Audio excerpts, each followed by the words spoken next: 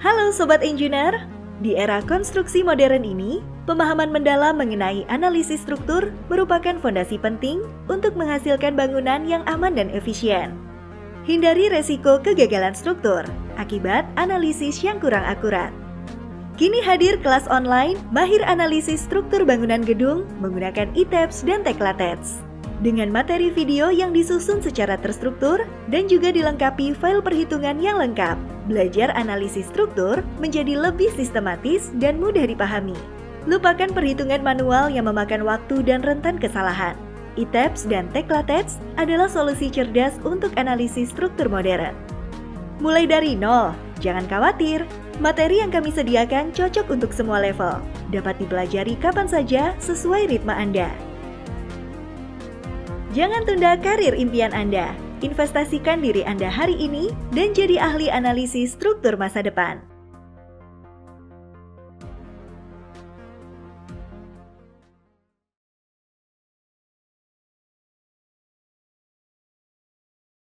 Baik, sebelumnya saya ucapkan selamat bergabung buat teman-teman di kelas Mahir Analisis Struktur Bangunan Gedung menggunakan ITEPS dan Teklates. Di kelas ini kita khususnya mempelajari mengenai analisis dari struktur bangunan gedung menggunakan bantuan dari software ITEPS dan juga Teklates. Kita akan mempelajari dari bagian fundamental sampai akhirnya nanti teman-teman memahami untuk prosedur dan juga tahapan dalam melakukan analisis dari struktur yang baik dan benar. Pertama-tama kita akan membahas mengenai modul atau kurikulum dan juga studi kasus kelas. Di sini untuk bagian 1 yaitu fundamental, kita akan mereview untuk studi kasus yang akan kita pakai. Di sini teman-teman bisa lihat kita memakai studi kasus yaitu bangunan gedung sederhana 3 lantai yang difungsikan sebagai kantor.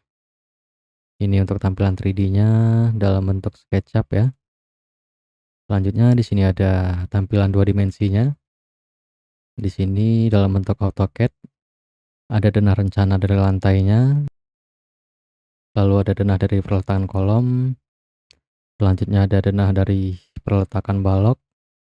Dan juga ada gambar potongan untuk ketinggian dari struktur dan juga ketinggian atapnya. Dan juga nanti akan kita sediakan resource dan file pembelajaran dimulai dari DED, selanjutnya ada file perhitungan ya. Dan juga data-data pendukung lainnya seperti referensi-referensi di SNI dan lain-lain. Nanti teman-teman bisa mendownload untuk file pembelajarannya di resource yang sudah kita sediakan. Kita sengaja memakai studi kasus gedung yang sederhana yaitu gedung 3 lantai. Karena ini untuk memudahkan pemahaman untuk teman-teman yang baru belajar untuk penggunaan software ITEPS dan Teklates ya. Yang terpenting untuk prosedur dan juga langkah-langkah dalam analisisnya sudah benar, yang mana nantinya teman-teman bisa pakai atau terapkan di pemodelan dari teman-teman sendiri. Selanjutnya ada bagian 2, yaitu perencanaan dan preliminary desain struktur. Preliminary design adalah tahap awal dalam merencanakan struktur bangunan yang melibatkan perkiraan dimensi-dimensi awal komponen struktur seperti dimensi kolom, balok, dan juga plat sebelum dilakukan analisis dan perhitungan yang lebih detail.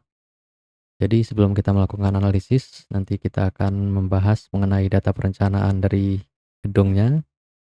Selanjutnya kita akan melakukan preliminary dari dimensi struktur ya, dimulai dari plat, balok, dan juga kolom. Dilanjutkan dengan modul video bagian 3, yaitu penjelasan dan perhitungan dari pembebanan. Nanti akan kita sediakan untuk file Excel-nya. Di sini ada perhitungan beban gravitasi, yaitu beban mati, beban hidup, dan juga beban hujan ya. Selanjutnya ada perhitungan beban angin, perhitungan beban gempa, sampai kombinasi pembebanan atau load combination yang akan kita pakai sesuai dari ketentuan di SNI. Selanjutnya pada modul video bagian 4, kita sudah masuk pada praktek pemodelan di software ITEPS ya. Pertama-tama kita melakukan define menu, yaitu mengatur grid dari strukturnya. Selanjutnya kita akan melakukan define material properties atau mendefinisikan dari material yang akan kita pakai. Selanjutnya kita melakukan define section properties atau kita mendefinisikan untuk dimensi dari elemen struktur yang akan kita pakai. Selanjutnya dilanjutkan pada modul video bagian 5. Di sini kita masuk pada draw menu ya, atau menggambar. Kita akan melakukan untuk modeling kolom, dilanjutkan dengan modeling balok. Selanjutnya kita melakukan modeling lantai dan 4 atap. Selanjutnya untuk modeling tangga, modeling rafter, modeling purlin atau gording, dan juga melakukan modeling ikatan angin ya, atau wind brace. Selanjutnya pada model video bagian 6, kita akan melakukan assign menu. Ini masih di software eTapes ya. Setelah seluruh elemen struktur sudah kita modelkan, kita akan menentukan dari jenis tumpuannya ya, atau restraints. Selanjutnya kita melakukan automatic frame mesh dan floor auto mesh. Dilanjutkan dengan menentukan dan input diafragma. Dan yang terakhir kita melakukan rigid zone factor atau menentukan dari zona kekakuan pada frame. Dilanjutkan dengan modul video bagian 7. Kita akan melakukan atau mempelajari mengenai dari input pembebanan ya, yang sebelumnya sudah kita hitung atau kita perhitungkan di file Excel. Kita akan definisikan untuk seluruh bebannya di software eTapes. Pertama-tama kita mendefinisikan dari beban gempa atau function. Dilanjutkan dengan input pola beban atau load pattern. Selanjutnya ada input skema atau kasus beban ya. Ini load case. Selanjutnya input kombinasi pembebanan atau load combination. Ini untuk kombinasi pembebanan yang sebelumnya sudah kita perhitungkan. Dilanjutkan dengan mendefinisikan sumber dari massa bangunan yaitu mesh source. Dan selanjutnya kita akan melakukan input beban pada elemen struktur ya.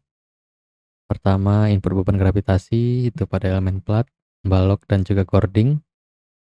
Dan yang terakhir kita akan melakukan input beban angin, ini di elemen kolom dan juga cording. Selanjutnya untuk model video bagian 8, kita akan melakukan running dan analisis ya. Kita akan mempelajari mengenai langkah akhir sebelum running, lalu show under format shape dan juga deformat shape. Dilanjutkan dengan mempelajari mengenai show forces atau stresses ya. Ini menampilkan reaksi dari gaya dalam hasil analisis di eTapes. Selanjutnya untuk show table, ini untuk menampilkan nilai dari gaya dalam. Dilanjutkan dengan model video bagian 9.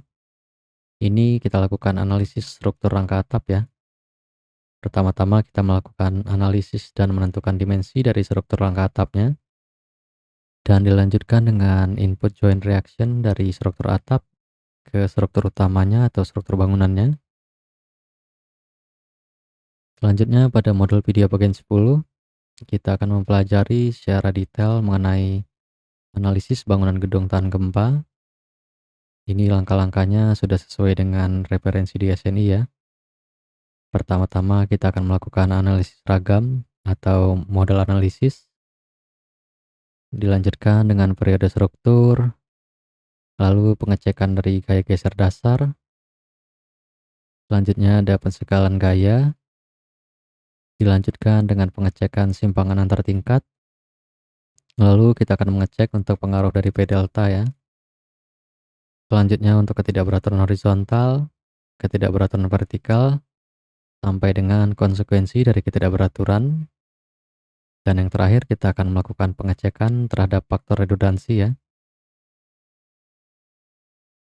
Selanjutnya pada modul video bagian 11, kita akan masuk pada praktik dalam analisis elemen struktur di software Teklates.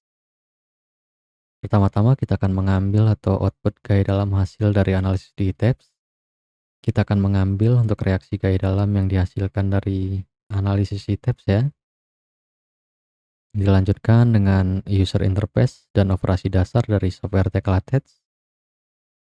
Lalu berikutnya kita akan melakukan analisis elemen struktur secara detail satu persatu, yaitu dari analisis kolom beton, dilanjutkan dengan analisis dari balok beton, lalu analisis plat lantai, selanjutnya analisis plat tangga, dilanjutkan dengan analisis dari struktur atap ya, yaitu analisis steel kolom, analisis rafter, analisis purlin atau gording, lalu analisis base plate dan juga angkur. Selanjutnya ada analisis loop, dan yang terakhir yaitu analisis dari fondasi. Sekian untuk penjelasan secara ringkas mengenai modul dan juga kurikulum yang kita pakai dalam kelas. Nanti teman-teman bisa download dulu untuk seluruh file resource dan juga file pembelajarannya, agar bisa mengikuti dan juga memahami untuk prosedur dan juga langkah-langkah dalam melakukan analisis struktur. Ini untuk beban mati, beban hidup, ini untuk modal, ini nanti akan kita bahas. Lalu ada SIDL, ada LR, ada R, ada beban angin, beban gempa statik. Sekarang kita akan menginput untuk gempa dinamik ya, atau respon spektrumnya. Kita ke NeoCast. Lalu ini kita buat yang sesuai di ini, kombinasi pembebanan. Di kombinasi pembebanan ini ya, RSX dan RSY.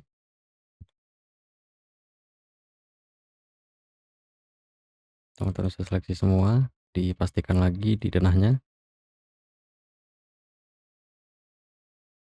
Ini enggak ada. Lalu ini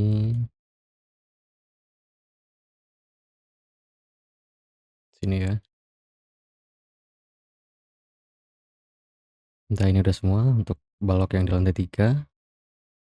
Kita bisa cek lagi, ini udah benar. Ini di lantai 3 dan ini lantai 2, udah diseleksi juga tadi. Langsung aja kita ke menu assign. Kita ke frame load, distribusi. Kita pilih SDL ya. Untuk nilainya 9,5. Kita masukkan di sini 9,5.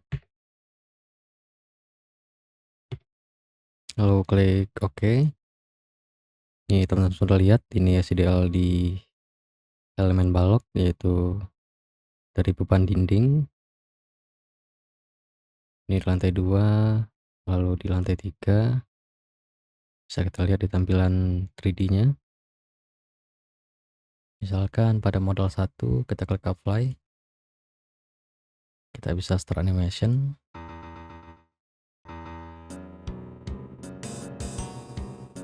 Ini translasi dominan ke arah sumbu Y ya. Teman-teman bisa lihat di sini untuk mode shape-nya, ini mode 1 untuk periodenya di bawah 1 detik. Ini aman ya. Nanti kita akan membahas mengenai mode shape ini ketika analisis gempa, yaitu di analisis ragam. Selanjutnya kita akan melakukan pemeriksaan P delta, yaitu kita akan mengecek untuk koefisien stabilitas dari struktur kita. Di sini ada parameter-parameter yang harus kita masukkan ya. Di sini ada IE atau faktor keutamaan dan juga CD, faktor pembesaran defleksi. Ini sama seperti yang di simpanan tertingkat. Dan juga di sini ada arah X dan arah Y. Ini sama untuk rumusnya. Kita masukkan HX dulu yang pertama, ini ketinggian struktur. Lalu kita harus menginput untuk PX atau gaya aksial, dan juga PX dan PY, ini gaya geser. Untuk gaya aksial yang kita ambil ini berdasarkan dari kombinasi beban servis. Jadi akan kita masukkan dulu untuk kombinasi servisnya. Kita kembali ke tampilan e-tabs. Ini teman-teman bisa lihat di sini ada keterangan regular untuk diceknya.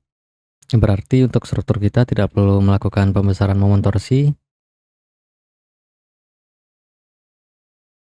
Tetapi jika keterangannya irregular atau strukturnya mengalami ketidakberaturan torsi tipe 1A atau 1B, ini harus dilakukan pembesaran torsi. Ini bisa kita contohkan misalnya rasionya 1,4, lalu 1,5. Di sini ada keterangannya irregular, jadi harus dilakukan pembesaran momen torsi, yaitu dari nilai eccentricity dikalikan dengan AX ya. Untuk lantai 2 dimasukkan 0,089, lalu di lantai 3 0,078, dan di top lantai 3 0,068. Untuk melakukan pembesaran torsinya ada dua cara, yaitu yang pertama kita bisa masukkan saja untuk nilai maksimumnya, dan juga kita bisa masukkan untuk nilai dari pembesaran torsinya di setiap lantainya. Di sini kita bisa buka di tabs-nya. Untuk memasukkan nilai pembesaran torsinya, ini harus kita buka dulu runningnya. Lalu ke menu define, load case. Di sini ya, di respon spektra arah X dan Y. Ini kita akan masukkan di arah Y ya, sebagai contoh. Kita klik modify. Lalu di diaphragma eccentricity-nya, klik modify. Jika kita ingin memasukkan nilai maksimumnya, bisa dimasukkan di sini dalam bentuk persen. Jadi kita masukkan nilai yang ini 0,089 atau 9% ya. Kita paste ke sini. Ataupun jika ingin lebih spesifik, bisa memasukkannya berdasarkan dari story-nya. Ini kita add seperti ini. Tadi yang dilakukan pembesaran torsi ada 3 story ya. Di lantai 2, lantai 3, dan top lantai 3. Ini kita ganti lantai 2, lantai 3, dan top lantai 3. Lalu bisa kita masukkan nilainya.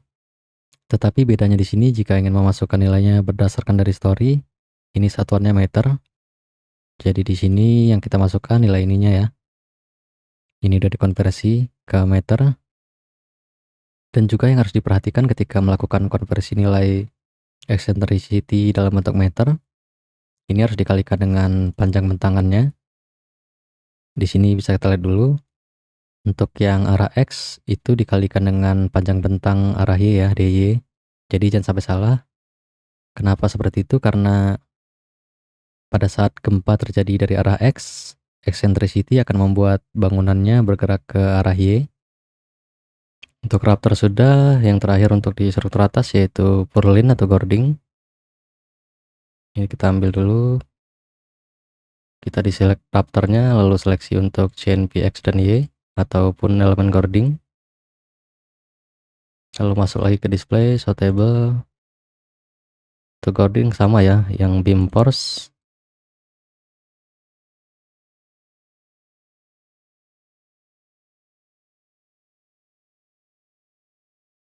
Kita bisa ambil nilai P sampai dengan momen 3-nya dulu. Ini caranya sama, kita cari nilai terbesar.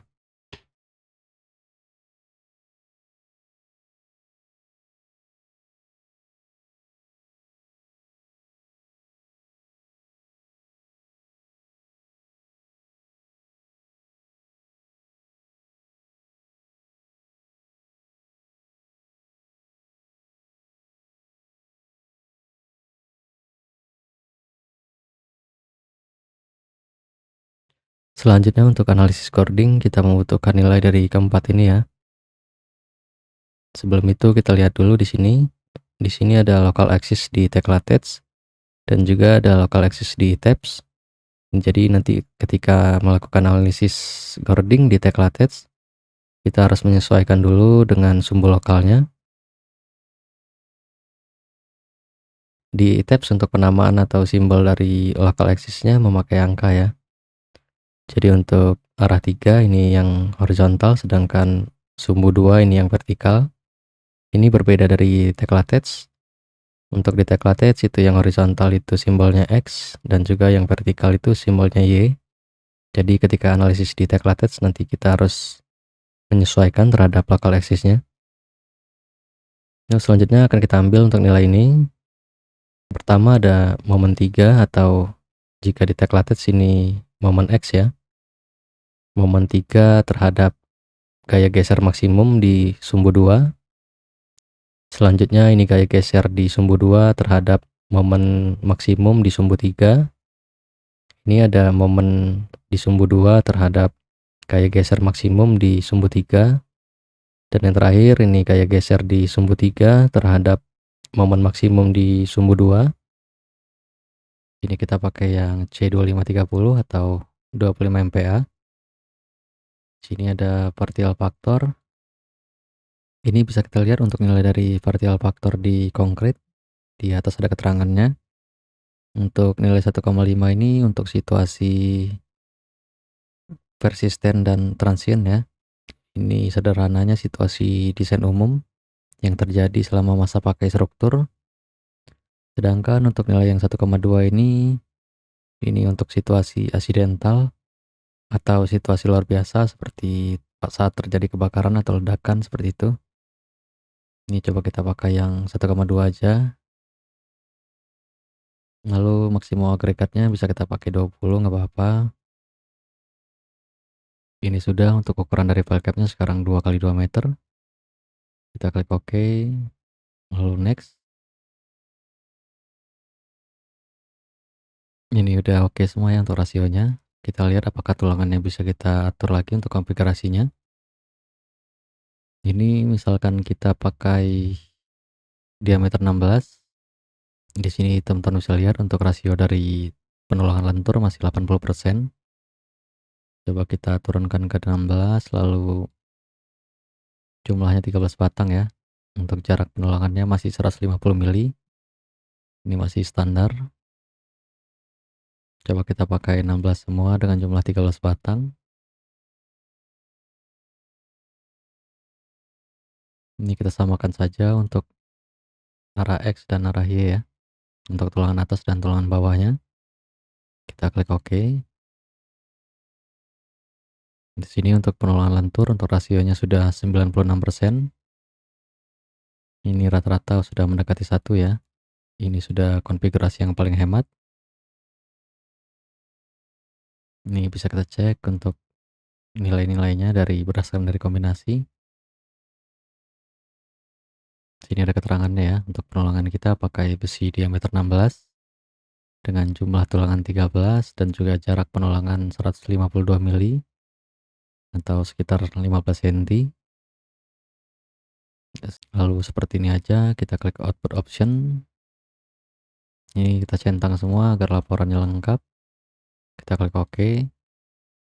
Lalu kita klik finish.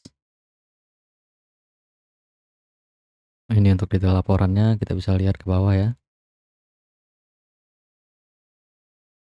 Ini sudah lengkap, lalu kita bisa klik save. Kita beri nama analisis file cap. Selanjutnya kita ekspor juga dalam bentuk PDF.